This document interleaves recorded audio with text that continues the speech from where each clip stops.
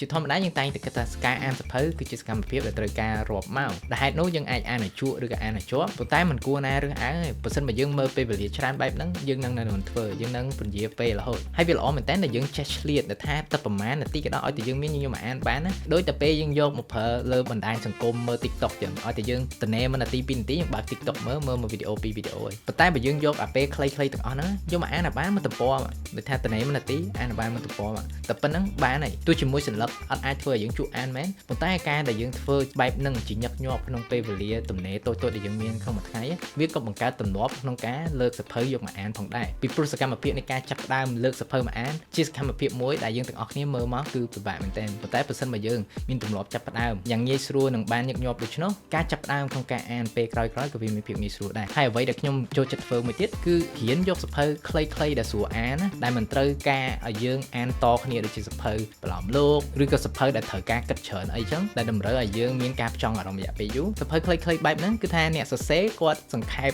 មួយទំព័រហ្នឹងឲ្យវាខ្លីឲ្យស្រួលយល់ហើយមួយសន្លឹកមានតែគំនិតគោលមួយដែលគាត់ចង់និយាយហើយកលឹះមួយទៀតដែលថាធ្វើឲ្យខ្ញុំជឿអានស្រួលគឺថាសៀវភៅនៅគ្រប់កន្លែងតើណាមកណាខ្ញុំស្ពាយសៀវភៅប្រហែលក្បាលដាក់នៅក្នុងខ្លួនឬក៏ជាមួយនឹង Kindle របស់ខ្ញុំហើយដើម្បីឲ្យកាន់តែងាយស្រួលក្នុងទូរស័ព្ទខ្ញុំប្រើ Kindle app ដើម្បីអានសៀវភៅទៀតអញ្ចឹងពេលណាដែលថាខ្ញុំអត់មានកតាបជាប់ខ្លួនឬក៏វាអត់មានភាពងាយស្រួលក្នុងការកាន់សៀវភៅនៅក្នុងដៃខ្ញុំកាន់ទូរស័ព្ទអានសៀវភៅអាន Kindle តែគ្រាន់តែប្រហែលនាទីនៃការរងចាំអ្វីមួយក៏ខ្ញុំអាចអានបានប្រហែលស្លឹកដែរកាលណាដែលអ្នកអាចធ្វើបែបហ្នឹងការកសាងទម្លាប់អានគឺមានភាពងាយស្រួលមែនទែនហើយកាលណាដែលយើងមានទម្លាប់ក្នុងការត្រឡប់ទៅរកសៀវភៅឲ្យញឹកញាប់បែបនេះការអានយើងក៏កាន់តែងាយស្រួលហើយមិនត្រឹមតែប៉ុណ្ណឹងយើងអានឲ្យបានកាន់តែច្រើនផងដែរបើសិនម្នាក់មានចំណាប់អារម្មណ៍តាក់ទងពីគន្លឹះនៃការអានឲ្យបានកាន់ប្រសើរជាងមុនសូមខមមិនខាងក្រោមជាមួយនឹងពាក្យរៀនអានហើយដរាបណាដែលអ្នកនៅរស់រៀន